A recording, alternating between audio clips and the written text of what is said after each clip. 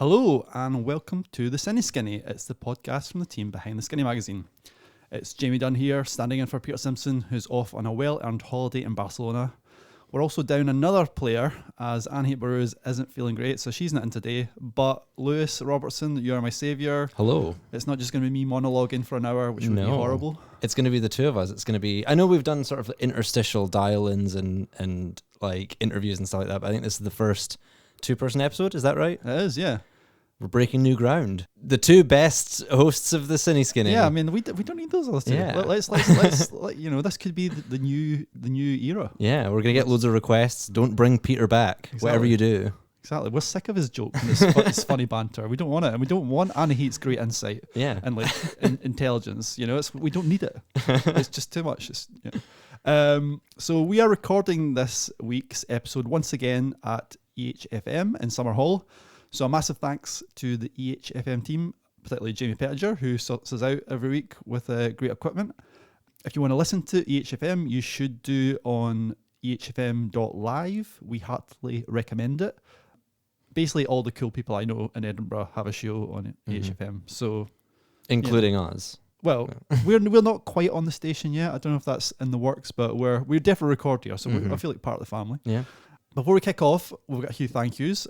We are recording on Tuesday, so our Medusa Deluxe screenings haven't happened yet, but projecting to the future, Spider-Verse style, we're going to say thank you for everyone who came along to the Medusa Deluxe screenings this weekend. We're sure it was a massive success. They are sold out, so hopefully you all come along and have a great time. The Cine Skinny Film Club will be back in September. We're taking a little break, but we are back in September, so keep an eye on theskinny.co.uk for info on what we'll be screening in September. Subscribe to our newsletter to hear all about the screenings first, and also get Anna Heat's amazing weekly zap. Do we ever plug that on here? I don't think... Maybe, we sometimes. probably should. This is a great place to plug Anna Heat's check out the zap. Great newsletter. Anything else we need to plug?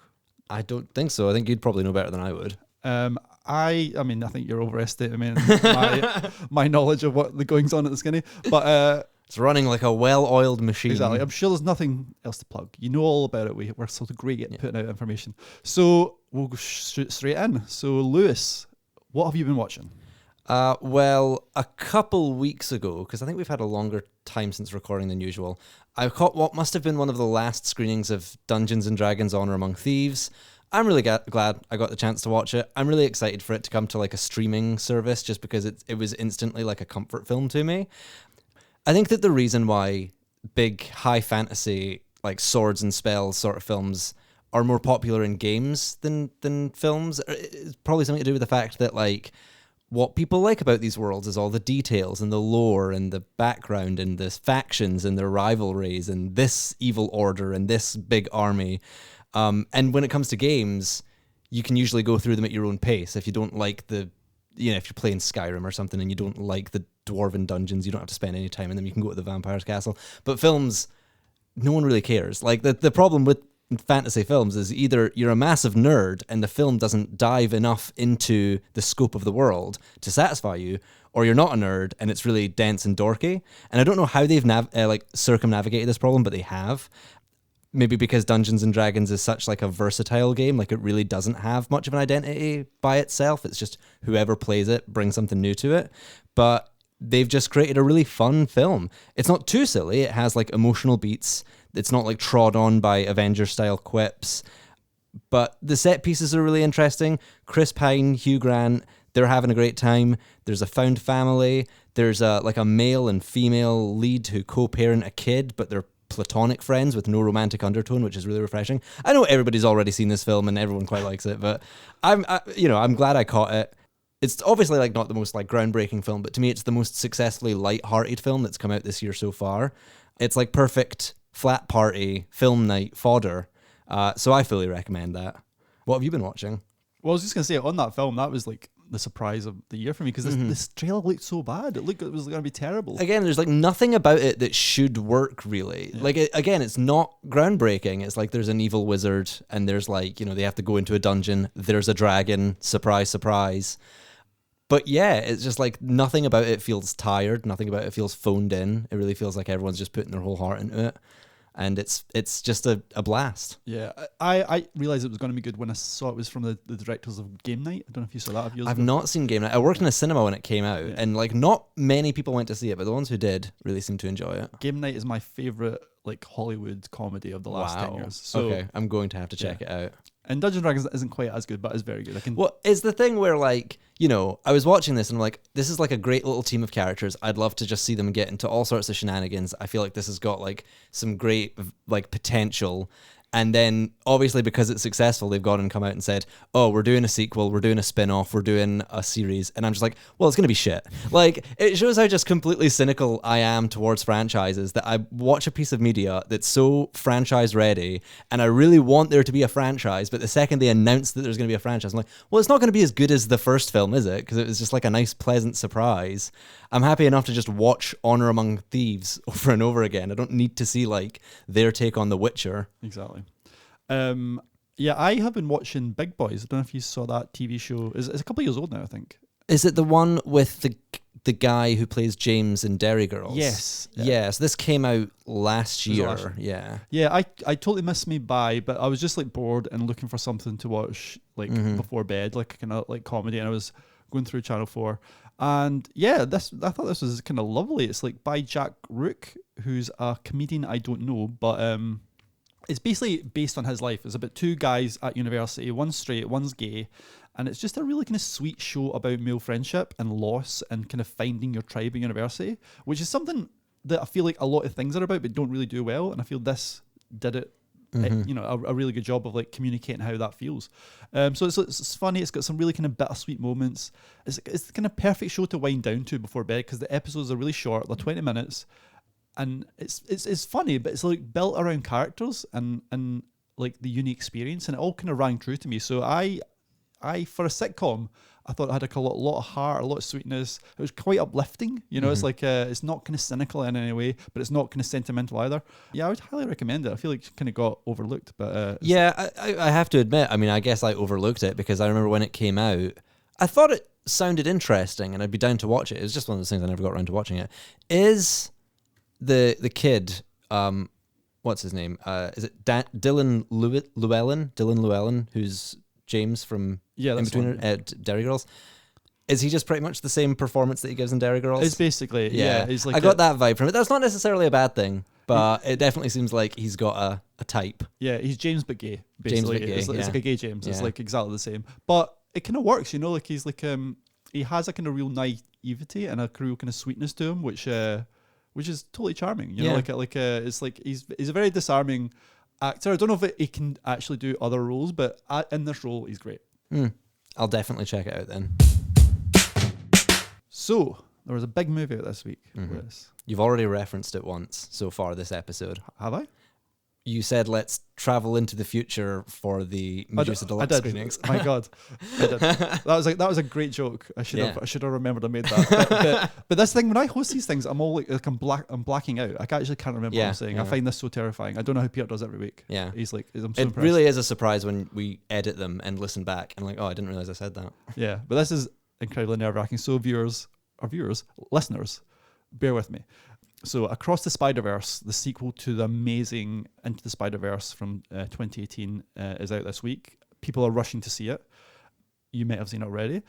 So in that 2018 film, Into the Spider-Verse, Miles Morales is Spider-Man, and along with several other versions of Spider-Man, he saved the day and stopped the Spider-Verse from collapsing. Or so we thought. In this new installment, Miles discovers that there's an elite team of Spider-Men working together to keep the world from falling apart, and he might hold the key to everything. So, Shamek Moore, once again, voices Miles. Haley Steinfeld is Gwen Stacy. And there are some other voices you'll hear, like Oscar Isaac, who is Miguel O'Hara, who's this kind of vampiric Spider-Man from the future. Jason Schwartzman plays the new baddie Spot. Daniel Kaluuya is great as Hobie, this kind of punk rock Spider-Man, who looks like he stepped out of a Clash album. This film slaps, I think, is how a lot of people are describing it. Lewis, did you think it slapped? I did think it slapped, but I have lots of interesting thoughts on it. I did think it slapped, little asterisk. So, okay, I'm going to be very careful not to spoil anything, but I can probably spoil the first one, right? Into the Spider-Verse, 2017. It was unlike any superhero film we'd ever seen before. Pretty early on, the one and only Spider-Man just dies. He gets killed quite violently. It's not like the Avengers where it's like, now we need to get the Infinity Stone so we can bring him back. It's like very adult. It's like very final. And the only one who can stop the Kingpin is this kid who knows nothing about being Spider-Man. He clashes with this other Spider-Man who is, you know, he's Spider-Man, but he's not heroic. He's like a sort of bum. So we're just really interested in anything this guy has to say because it's so uncharacteristic of Spider-Man. It's darker. The characters have such like clear, desperate motivations. The villains are great. I mean, there's the Kingpin who's physically imposing. He's this giant brick guy. His henchman, the Prowler, is what I think the scariest on-screen supervillain who has this like foghorn sound. He's just nuts. I liked the new Spider-Verse film, but it's not on that level, is the truth. It's about Miles trying to balance superhero life with his domestic life, which really isn't anything new. And it takes for a while for the film to sort of reveal its theme. Like, we don't really know what the central conflict is. We don't really know what people's motivations are in very clear ways. And it also takes ages for us to even realize who the big villain is. I don't think it's unreasonable to go into this film wondering, after the masterpiece of Spider-Verse 2017, where are they going? You know, what room is there for this franchise to grow in? There is some room. The visuals are just nuts. They're fantastic. There's this, they've sort of proved they've got this formula down to a T. It's this never-ending treasure chest of art styles to render different characters and their worlds in. We're pretty quickly introduced to the Vulture, but he's like a Leonardo da Vinci sketch. I don't even know what you'd call that, because it's not steampunk. Yeah, like it's like parchment punk. Yeah. But the script is a little weaker than it was before. You know, stakes, they just don't feel as serious. Characters kind of bicker. They're just sort of pointlessly antagonistic to each other without really being clear why. And now again, being careful about spoilers, don't think this is a spoiler. There is a third film that's been announced, right? So some of the coolest characters that we see in this film in Across the Spider-Verse, they're just introduced in one scene, and then that's it. And you realize that they're just being set up for the big finale in the third film. So it's a really long film. It's like 2.5 hours long of pretty much just teeing up to a grand finale that we don't actually see. All the stuff that they introduce is really, really cool. You just don't really get to see it pay off. So it's left me in this really, really interesting position of, it's definitely not as good as the first one, but it has definitely left me excited for the third one. I think that's pretty fair. Like, I mean, I got to say, just as a visual experience, I think these films are incredible. You know, they operate in just such a high level compared to other superhero movies. You know, it's not even close. Mm-hmm. Like for example, the opening section in this film, interestingly, focuses on Gwen Stacy rather than Miles. So the first 20 minutes, I would say, maybe even longer, is set in Gwen's world, which is beautifully rendered. It's like soft paint, pastel color. The kind of paint is running and nothing's sort of like crystal clear, but it's really beautiful. Yeah, and it's rendered in a style that's just really unique. It's all kind of smudges and soft focus, and it introduces Gwen Stacy's origin story in miniature, really. So it's like a mini movie within a movie. And like you say, it has this kind of amazing fight with Vulture and the Guggenheim, mm-hmm. Which is just beautifully rendered. And I felt like every set piece in the film is jaw-dropping. You know, the real strength of the film is the way it blends the language of comic books with the language of film. So throughout the film, there'll be these kind of little bubbles that pop up on screen, or the screen will split into like panels where we get several perspectives, or it'll kind of freeze on an image, which is a bit like, you know, we've opened a comic book and we've just got like this kind of splash panel. Mm-hmm. So all that is absolutely gorgeous. But I do agree it was a little bit lacking in terms of the compelling story from the first one. And I think you're right. It's probably because this feels like a middle section. It's like, it feels like we've watched like 2 hours of a 4-hour movie. It's got the same problem as like something like The Two Towers, the kind of Lord of the Rings second part. You know, it's just not satisfying because we know that the story's not complete in the way that the first episode is really satisfying and the third episode is really satisfying because they have conclusions. Mm-hmm. So yeah, that didn't work for me. But in saying all that, I was just astonished while I watched it. I mean, it's not just the animation that's good in the film, though. I think the character work is also wonderful. You know, I agree maybe the script isn't as strong, but Miles Morales, I think, is a really great, well-rounded character, much more interesting than any Peter Parker on screen. You know, obviously, like in this film, the main threat is the idea that the multiverse might be collapsing.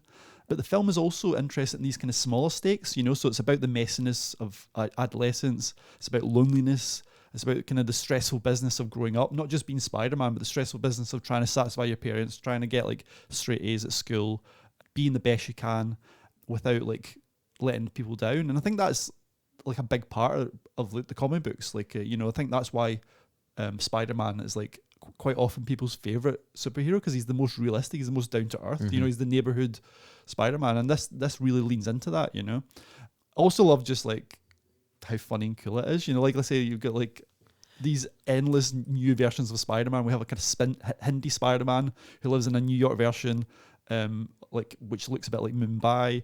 You know, that's hilarious. There's a section which is in the trailer set at this kind of HQ of Spider-Men, where we have is it Spider-Man or Spider-Mans? I never actually know. But anyway, yeah.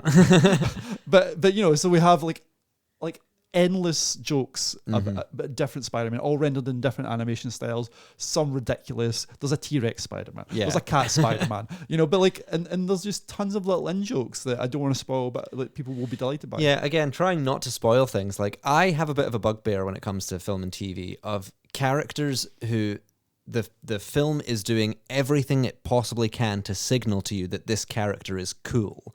And I was rolling my eyes a little bit when Spider-Punk came in with Daniel Kaluuya, and I was sort of like, well, they've just made him look fantastic. And obviously he's like this sort of like really, you know, devil may care, really cool guy.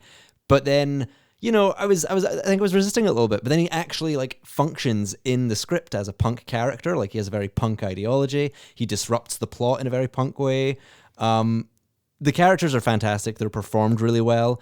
Again, I kind of like was skeptical when we have this very fight. There's this fight early on with Jason Schwartzman as Spot, who is, you know, the most C-list of C-list villains.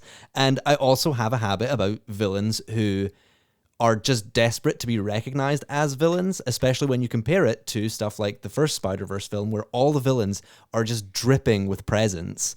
And I wasn't loving it. But over time, he takes a really interesting space in the story. It's just that I think because it's such a long film, though you may be like visually satisfied pretty much 100% of the time, you might find yourself wondering like, where is this going? When is it all going to come together? And I think that by the end of things, you will be pleased that you went to go see this film. Yeah, I mean, I actually love that scene. I think what I kind of like about this Spider-Man is it has different scales, you know? So we have the big fight in the Guggenheim. We have the big fight in this kind of Spider-Man HQ with like hundreds of Spider-Men coming after Miles. But then we have this little fight in like a bodega. Yeah. With this dumb character Spot. And it's really, I mean, his powers quite hard to describe. He has these kind of like holes which are kind of like other dimensions. Like portals. But, yeah. But it's like, the fight is really visually inventive, and it's the kind of thing that live action just could never manage. Yeah. And it's done so well and rendered so well in animation, and it's just funny, and it's like an action scene which is just full of humor, full of gags, which is a bit like a comic book, you know. Yeah, like not to mention he's not meant to be like a ninja supervillain who's like taking over. He's like very apologetic. He's like, oh, I'm robbing you, sorry about this, and he's like falling over and knocking everything down. Yeah, he's trying to steal like this ATM, and he's just had to making a absolute hash of it, and Miles is like cooking up like a pasty while he's doing it. You know, it's just so that's like, to me, reminds me of the comics, because quite often Spider-Man comics are about these like petty little villains. Like like I say, he is normally the neighborhood Spider-Man. This is usually what the comics are like. Yeah. Spider-Man usually isn't fighting the multiverse. This is like, that was very much kind of an Avengers idea. So yeah, I love the textures of that. I loved like those little moments. But yeah, like I say, the big issue is, you're right, it's not exactly clear who that antagonist is. We'll have a lot of red herrings. And the thing is, it ends in such an annoying way, but it's the kind of ending that you're really desperate to see the next one. Absolutely, yeah. It ends on a great note. But again, like, that's the thing. All the ending is just showing you what's going to happen in the next one, who the bad guy really is, what's all going on. And yes, like, the film itself doesn't involve these great characters or this amazing twist. It's rather just showing you the third film's going to be really, really good. I think there's still lots of enjoyment to get out of it, but it's really just whetting your appetite, right? So you might walk away feeling a little bit like, oh, I wish I could have just gone straight into the third one. Yeah, it's all set up, but I think it's great setup. Mm-hmm. Yeah, and in a way, it's a shame they didn't make them all in a oneer and then release them closer. Mm-hmm. I kind of wish it was out in a month. I feel like. But the fact as well that this took, I don't even think that it's been in production that long. I think it took like 3 years to make, which is just insane. I'd have to fact check that, but it's just insane considering just how elaborate it is visually, just how complicated it must be to create something that's technically unique. Yeah, I mean, every frame has like a million gags, like so much detail. Yeah. I do worry though that the writer's strike might slow down the next one. It could be a while before we get to see the new one, unfortunately. Yeah, February 2021 was when they were working on the screenplay. So that's 2 years. That's amazing. Which, yeah. I mean, but like I say, they've got it down to like a perfect formula. I'm not going to go into the third one wondering, oh, have they run out of ideas? Because they've definitely not. It's second nature to them to just come up with characters and visuals that are just worlds apart and stuff we've never even seen before. Yeah. And the exciting thing is it means like I think all superhero films and all animations really have to step up their game because this is the benchmark now, You cannot just like put out another boring Avengers film. You have to. I was telling you this when we were on our way here, the best animated feature nominations for the most recent Academy Awards. Obviously Del Toro's Pinocchio won because it's just incredibly beautiful and kind of grotesque and interesting. But I saw Puss in Boots: The Last Wish and I was like, no one cares about that. That's just a sequel to a spin-off. I've watched that film now. It's nuts. It's definitely trying to like step into the level of detail of Spider-Verse in terms that like no character has a rigid model. It's not like Shrek. It's not like these are just rigged 3D models. It's that every single shot, every frame is its own like crazy storybook cartoon. And yeah, I think that you mentioned Mitchells and the Machines in response to that. I think that, yeah, definitely like animation is now looking to Spider-Verse and it is now kind of a new benchmark. Yeah, and the team behind Mitchell vs. the Machine, they're doing the new Teenage Mutant Ninja Turtles film, which looks like, from the clips I've seen, it looks amazing as well. So yeah, I feel like it's going to push people to like push the boundaries a bit more, which is good. So our second film today is a bit of a change of pace. It's Chevalier. This film is set a few years before the French Revolution, and it's a kind of sweeping costume drama based on the early life of French composer Joseph Bologne, who was the first European composer of African descent.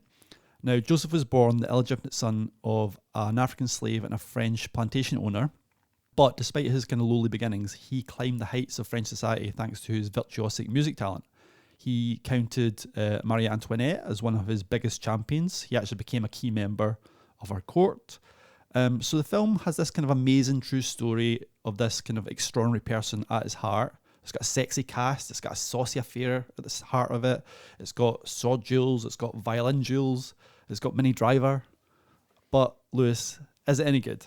The way you describe it makes it sound fantastic. And there's a lot to like about this film. I'll get onto that, but I do think it could have done with a bit more depth. Some period dramas, good as they are, feel like they go on forever. Whereas I was sort of surprised at how quickly this one ended. It felt like we've not really had it fleshed out.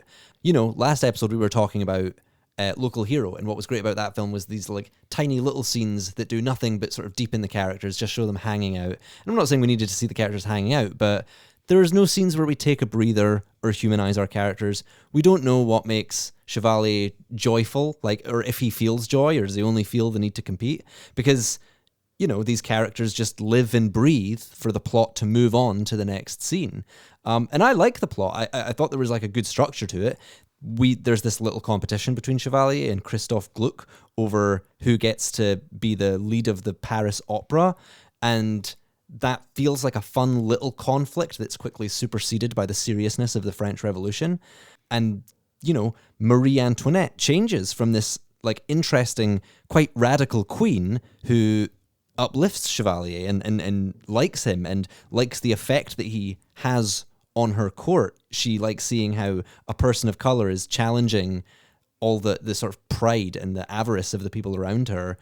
But then as the revolution becomes more of a thing lingering in the background, she has to kowtow to her court, and you realize that nothing is more important to her at all than just sustaining power. So a nice little anti-monarchist sort of shaking things up story in there. There's other characters. There's a character, the Marquis de Montalembert, who's this big French henchman. He introduces himself to Chevalier with a speech about how he's protecting France from traitors, and whilst doing so, he's like lighting a very, very, very big cannon. So nobody's subtle. There's no subtlety to it. But the scenes themselves are quite memorable. It actually reminded me of Charles Dance in Game of Thrones. He's obviously one of like Game of Thrones' most iconic performances. And the first scene we meet him, he's he's gutting and skinning a deer, which is gory, it's meticulous. A deer is a symbol of his rival's house. So again, it's like that sort of TV positioning, right? It's not subtle at all, but it's very memorable. And I think that's the strength of this film. I think that even though it's not perfect, it's got big, impactful scenes, like Chevalier plays his pro-revolution opera without wearing a powdered wig. He just sort of shows his cornrows in public. The scenes are taking this obscure historical figure, they're placing him on the big screen, and now more people know a story that they otherwise wouldn't have, right? So it's by no means the most historically perfect article on Chevalier's life, but it might give you the curiosity you need to go out and read a book about him or find some other information. And so even though it's pretty simple and it feels maybe more like a long episode of a TV show than a film, it's got style, it's got structure. I think it'll stick in people's heads, but I don't know what you think. I think that you maybe disagree with me. Yeah, I thought it was a little bit rubbish, actually.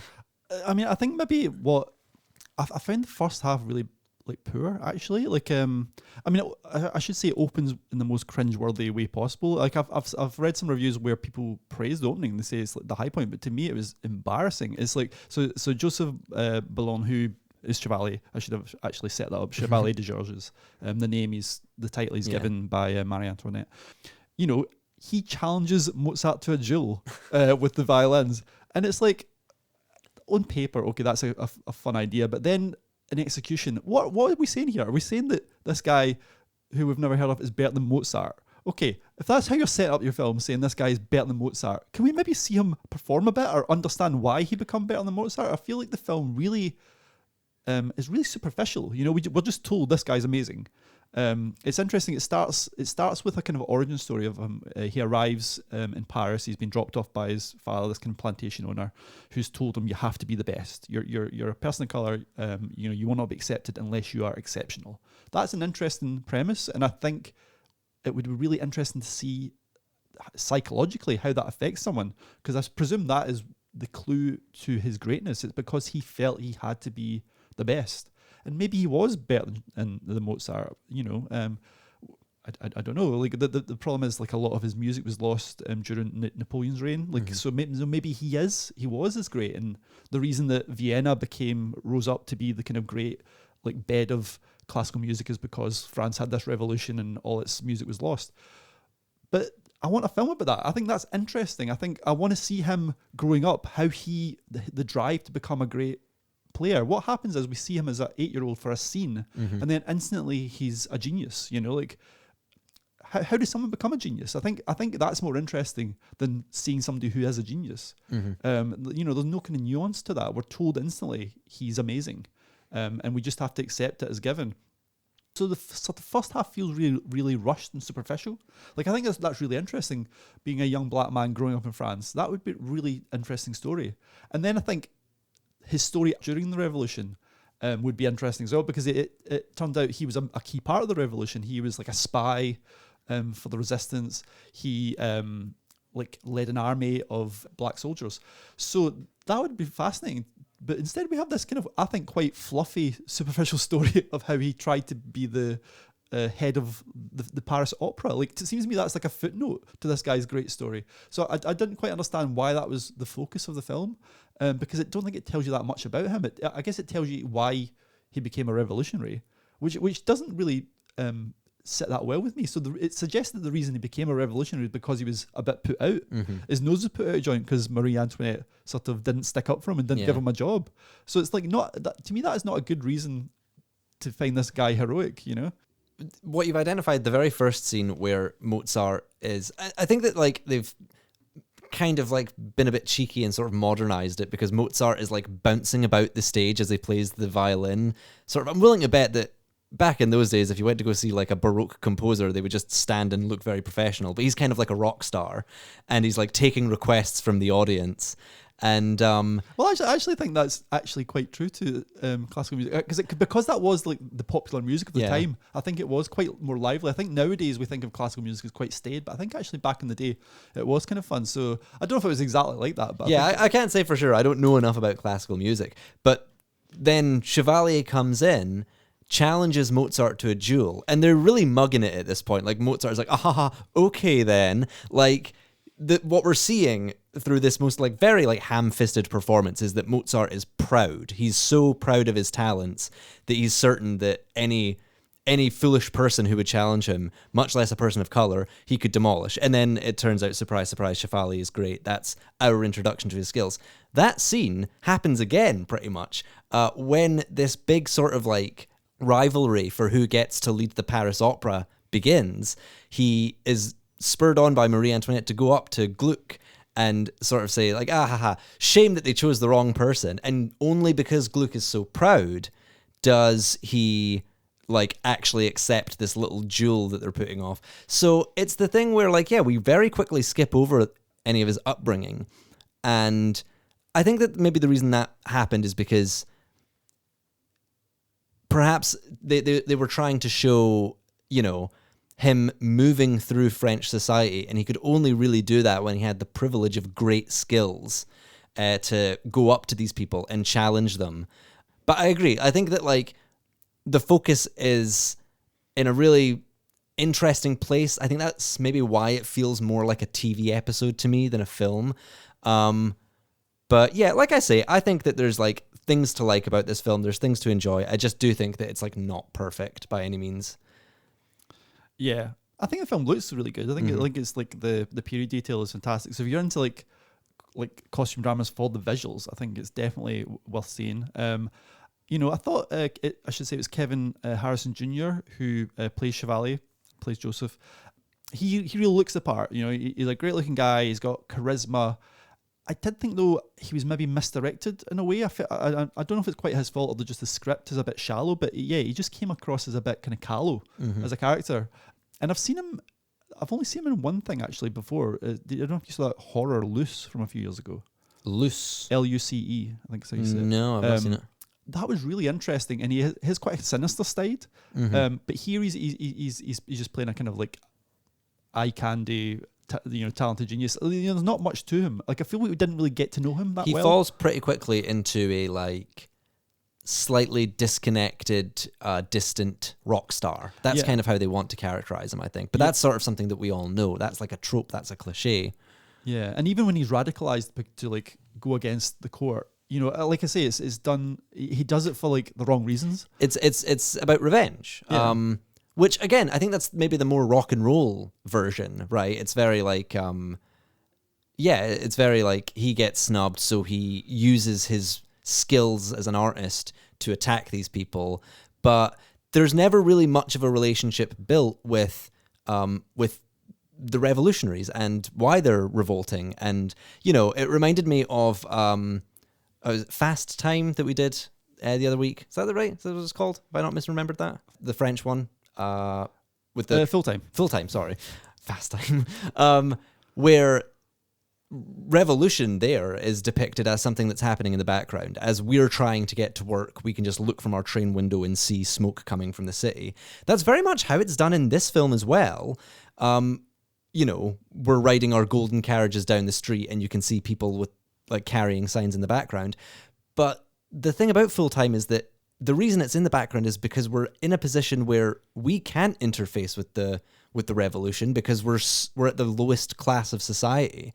Whereas, the whole point of this film is that we're at the very top. We're in the upper echelon of society. And there's very few characters, despite the fact that it's about the French Revolution. The French Revolution is an important plot point.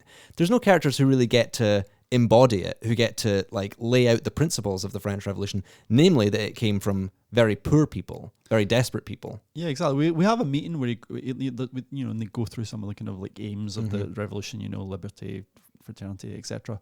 But yeah, you're right. There's never like a sense of like the poverty of France at the time. Like people are like starving in the street, and because it's like set in this kind of upper class milieu, like we never see that. And the only time that Chevalier mentions the poor is again it's like it's an attack on Marie Antoinette. He doesn't seem to care at all, even though he comes from this kind of his mother was a slave. He's got this kind of lowly background story. He seems to not identify with that kind of class of people. There's one scene where he is. Here's the thing, it's a scene with virtually no dialogue, so I don't know if he's being introduced to Paris's black diaspora, or if he's being reintroduced, or if this is a community he's already part of, or it's something where he's just being taken into these streets where people are playing music, and he starts playing music with them. And it's a pretty well put together scene, it's quite touching, and it also represents when he begins to change allegiances in the film. But it's all done without dialogue, and again, like, these characters don't show up again. Yeah. Like, they kind of are just set pieces for his transition into a different kind of character. So it's got a bit of an issue with taking, the historicity of this period drama really is just about, it's really just a plot device that's being used to push characters in one direction or another. And like I said, the characters themselves only really live for the plot. They only talk about the imminent plot points. There's no extra depth to their characters. There's no like detailing. There's no fleshing out of who they are, what they like, what they don't like. So it's pretty bare bones. Yeah. And then even the affair he has at the kind of center of the film with this married woman, it's a little bit bloodless. There's not kind of much heat there. And I just felt like, I want a period drama to get your blood pumping. If you're going to have that kind of body stuff, it seemed a bit tame and a bit kind of surface level again. And it's a shame because I'm sure there is a kind of great film to make about Chevalier of Joseph Bologne. He's clearly got a great biography, like, and a great backstory. Yeah, so maybe this is the first of maybe many films that are going to... Like I say, like, the best part of this film is that it introduces people to this story. And it's an interesting story. I think even if the film itself is a little bit lacking, I think that the fact that this is in cinemas might bring people into the curiosity about this story. And then that might inspire whoever's going to make the next Chevalier film that does, in fact, do a lot better than this one. Yeah. And it seems that scholars are finding his music all the time as well. So we do hear some music, and it's not quite exactly clear if what we're hearing was what Chevalier wrote, but some of the music is really beautiful. And probably the best scene, I think, is like a scene where he puts on a concert for the revolutionaries and he plays some music there. That was probably the highlight, and I think, but unfortunately it was right at the end, and it had been through a kind of slog of like quite boring again scenes. It feels like a season finale. It does, like, it sort of like that's the big recital that it's all been leading towards, and that's when like two characters have a big confrontation and it all comes to a head, and then it's over. Okay, that was Chevalier. We didn't love it, but what are you going to do? But Chevalier is a costume drama, and now Anna here had an idea that off of the back of Chevalier, we should maybe talk about costume dramas. Unfortunately, Anna Heat's not here to give her ideas, but Luce and I are going to struggle on. Yeah. So the costume drama does get a bad rep, I think. I think partly because it's seen as a kind of middle-brow genre, and it's kind of quite formulaic. But we want to know what are the costume dramas that break the mold, that do something a bit more interesting, that sort of, that are a bit fresher than something like Chevalier, which I think borrowed from a lot of cliches, and sort of a lot of it was about the costumes and the style rather than actually the substance. So, Lewis, did you have a film that you wanted to chat about? Yeah, I went for something that's quite similar to Chevalier. It's Wilde, from 1997, with Stephen Fry as Oscar Wilde. It's, a period drama that follows a genius who's rejected and persecuted by society because they've sort of locked him in this social strata that he can't escape from. So yeah, a little bit of an overlap. But I just think it's an interesting film. Stephen Fry is pretty wonderfully cast. He looks like Oscar Wilde, and he's a well-known fan of Oscar Wilde's work. There's a show, I can't remember off the top of my head what it was. I think it was called More Fool Me, where Fry explains that his exposure to the importance of being earnest on TV, and then his interest in Wilde's poetry after that helped him realize he was gay. So there's a very personal, sort of dutiful performance happening there. He's clearly not really used to working on a big budget film set. A lot of his presence, it's just the delivery of his dialogue. And that's not necessarily a bad thing. It actually creates this quite subtle feeling that though Oscar Wilde is really confident and witty, he's under pressure and he's performing a part to kind of mask his feelings of not belonging. But yeah, Stephen Fry is maybe not the most dynamic actor, not a great screen kisser, sort of mashes his face. He's a bit of a face masher. But yeah, I do think that he's got a little bit of a feeling of alienation, and that really works with the character. What makes this an interesting historical drama is, it has all the stuff that you want out of a good costume drama aesthetically. You know, it's not Bridgerton, it's not just hot people in top hats. There's so much invention and creativity that's put behind the costuming and the set design. Everyone's always in like these really like beautiful, like floral patterns, because in the Victorian era, people did not just wear black suits. Wilde himself is usually wearing really ostentatious, delicate suits. Nothing quite as garish as the very bright pink suit that he's wearing on the film's poster, but they do a really good job of making him sort of feel spectacularly out of place. And the way that Victorian society itself is depicted, they make sure to highlight everything that Wilde actually criticised in his writing. So in Importance of Being Earnest, he was very much attacking like the Victorian sensibility, like their prudeness, their two-facedness, their like repression.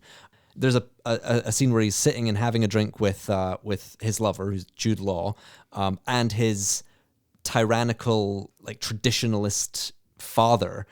Wilde wins him over. They find common ground. He like charms him, but then the guy just sort of, regardless, continues in his big defamation of Wilde for his homosexuality, these accusations against him. And then when Wilde himself is on trial, he gives this great impassioned speech about the love that dare not speak its name, about how Victorian society has destroyed the idea of any kind of love between two men. And it does seem to affect the crowd. It riles them up. But then it's still like, bang, gavel, you're guilty. That's it. So he's shown as this genius. We find him funny. There's a bit where these kids come up to him with one of his love letters, and it's like, hey, someone's offered us £60 to publish your love letter. They're trying to blackmail him. And he was like, oh, well, you have to take it. I've never got paid more than £60 for any of my writing. He just sort of like wins everyone over. I think eventually they say like, oh, there's no point trying to blackmail you. You'll just laugh at us. But he's still sort of like trapped in this narrative. It was only ever going to end one way. He's never going to go free. It's interesting how it's using its position as a period drama, sort of like how Chevalier repeatedly brings up the impending French Revolution to kind of act as a prophecy. It characterizes really specific parts of this time period. It still makes it look really romantic and really serene, but it also just has really good character and historical writing underneath it. Yeah, and am I right in saying that was one of Jude Law's first performances? I remember it's one that he got a lot of... I couldn't tell you if that was his very first, but it was Orlando Bloom's first on-screen appearance. He has, I think, an uncredited role as a rent boy. He shows up very, very briefly. But yeah, Jude Law is very young in it, so it wouldn't surprise me if it was one of his earliest roles. But he's great. He's just meant to be like an absolute lunatic. And that's kind of... like Bosie Douglas was Wilde's sort of like long-term partner. And I think it is historically informed how nuts he was. Like, he was just famously, like, he was rich, had this terrible father, was prone to intense emotional outbursts, smashes stuff. So again, it's not all just like, you know, very proper Pride and Prejudice sort of stuff. It's like quite manic. It's all done quite manically. Yeah. Funny you mentioned Pride and Prejudice, because my favourite costume drama of recent years is a Jane Austen adaptation. So we're leaving the Victorian era and moving to the Regency for Love and Friendship, the 2016 film from director Whit Stillman, which was based on an unfinished book by Jane Austen called Lady Susan. Now, I love a good Jane Austen adaptation, but they do kind of fall usually into two camps. So they're usually the kind of straight-laced one that are kind of very stately, kind of prestige cinema, you know, like Sense and Sensibility or Pride and Prejudice, you know. Or you have the kind of more modern adaptations set in the real world. So taking Austen and putting her in like LA, for example, for Clueless. But what Stillman manages to do is make an authentic period film version of Jane Austen that feels utterly modern. And I think part of why this works is because Stillman and Austen are interested in the same thing. Like, so Stillman's contemporary films, like, well, I mean, I say contemporary films are usually set a little bit in the past, but so Metropolitan or Last Days of Disco, which is set in the 80s, he's concerned with things like matters of etiquette and class and honour among these kind of little milieus, which is, of course, what Jane Austen was her bread and butter as well. So normally in a Jane Austen adaptation, there's a lot of attention placed on costume and this kind of Regency setting, and that's kind of all kind of foregrounded, because it's a prestige film. That's what people want to see. But Stillman is much more in tune, I think, with the humour of Jane Austen. So his film is much more interested in the content of her novels rather than the kind of like beauty and like the kind of the setting. So his films kind of move more like a modern comedy. So like the jokes are the jokes that are in the Austen books. That he doesn't write any new jokes, but they just land so much better because there's a real kind of briskness to the way he directs and edits, and the performances as well are like feel modern, even though they're kind of they're aping Jane Austen's words. But there's some sort of sense of these feel modern characters. They feel more real than what we're used to seeing. It's got the gorgeous costumes and setting as well, but like I said, it's the characters and the kind of amazing dialogue which is foregrounded. And I think there's also the fact he's taken Lady Susan, which is this kind of like underknown novel. Like I've never read it. It's like incomplete. It's like it's very much a footnote to Jane Austen's like bibliography, and I think that's really useful, and that's why it feels fresh, because we've seen a dozen adaptations of Emma and Pride and Prejudice, and they have become like we expect the same kind of thing. And I feel like filmmakers want to give audiences the exact same thing as what they've had before. So if you take one of these more obscure texts instead, you can put your own spin on things. So so we have Lady Susan, who's a really interesting character. She's played by Kate Beckinsale, who's a really underrated actor. Obviously she's probably, I think, maybe best known for the Underworld series. She's kind of, she does these kind of action films, but actually she is an amazing comic actor.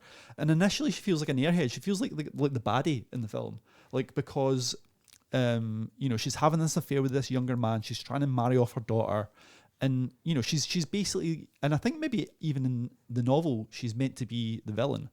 But what Whitman does is he really makes us empathize with her. So because she's going against the Regency era morals, in a way she's becomes very modern. Her ideas appall everyone around her, but to us actually, and they appall us initially as well, because we've seen this character a million times in other Austen adaptations, but eventually you realize actually this is a modern. Why she appalling is because she has a modern way of thinking. She's not going to settle for any old buffoon. She wants to go out with this younger man. She wants to be happy, and that's actually goes against most of the ideas of Regency. Women tend to have to go along with society. They don't want to. That's the big challenge for all the female characters in Jane Austen is how do you satisfy yourself as a woman, but also satisfy your family and satisfy the mores that you live in. So what's interesting is this Kate Beckinsale's performance just kind of blows that out of the water, and that becomes the focus, and that's an interesting way of approaching it. So Whitman, I think he really makes us empathize with her. He makes her a hero, and he makes a film which is a Jane Austen adaptation, but at the center of it, you had this really modern idea of a woman, which is just refreshing. It just makes the whole thing fizz. So every interaction now becomes really interesting. So every line of dialogue reads differently because you're seeing it from the way Jane Austen wrote it, but from the modern perspective as well.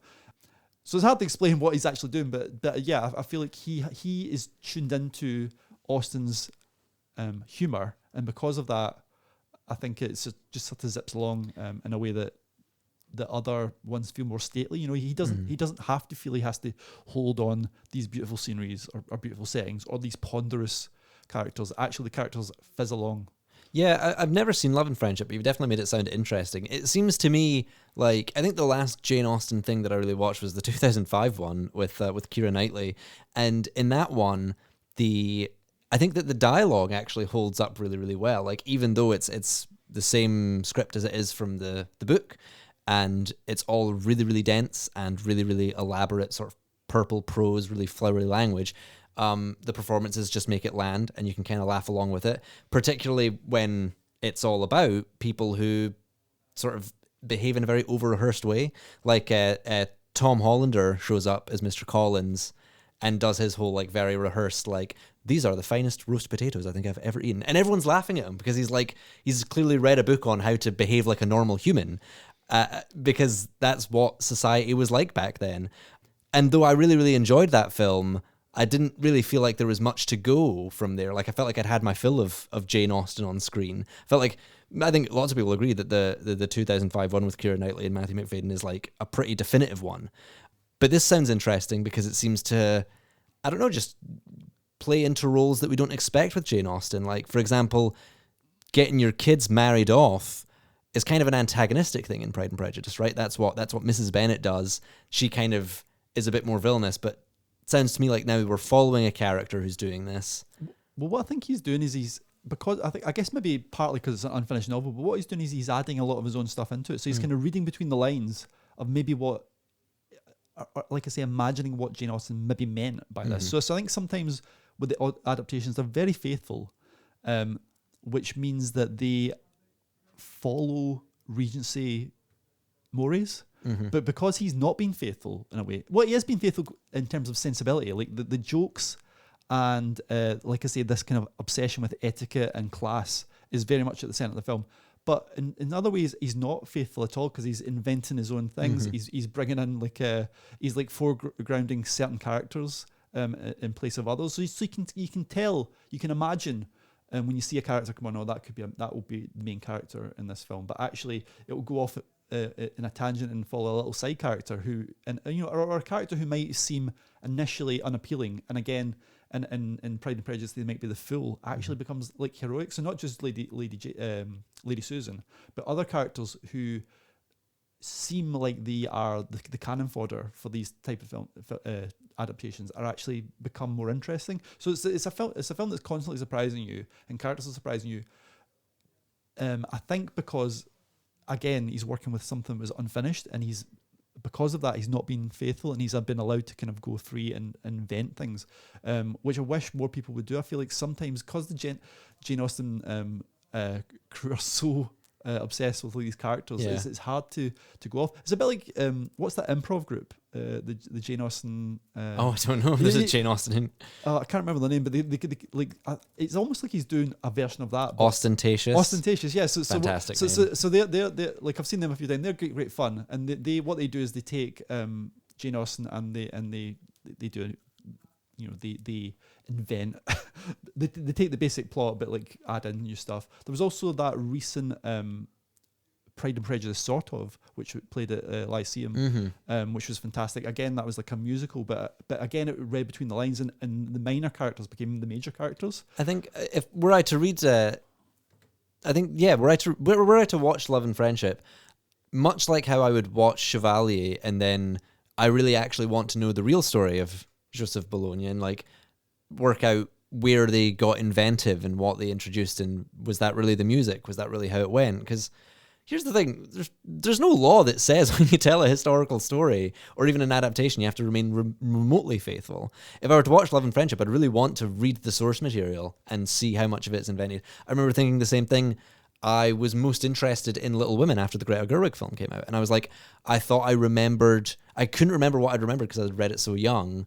I was like, these characters are all familiar, but they change it about structurally, don't they? They have this like this bookended narrative of her selling the book, this time skip that keeps recurring throughout. It's done in a lot more of a like clean, inventive film way.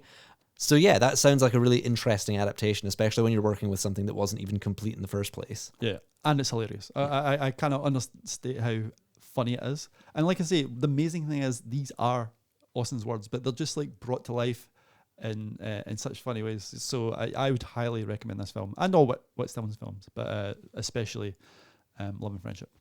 So that's us. It was a shorter episode than normal, but I think, Lewis, we made it through. We did it. We're done. Yeah.